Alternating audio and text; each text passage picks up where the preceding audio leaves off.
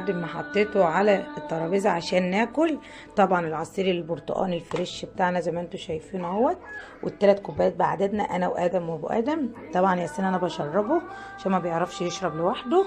وعاملين النهارده بقى ايه؟ لحمه اهيت، لحمه مع المحشي. محشي بقى يا جماعه، بصوا سخن نار، سخن نار كده عايز تاكل على طول. الواحد وصامي بيقول لي اللي هو ياكل الاكل كله وبعد ما يا دوبك يشرب العصير خلاص.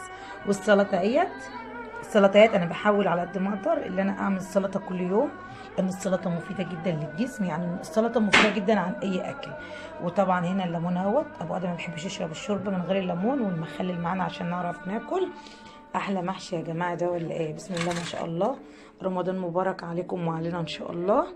طبعا النهارده مفيش بقى حلويات ولا في حاجه عشان في كوكتيل من امبارح وفي قطايف من امبارح، فما قدرناش بصراحه ناكل، فهناكلهم النهارده ان شاء الله.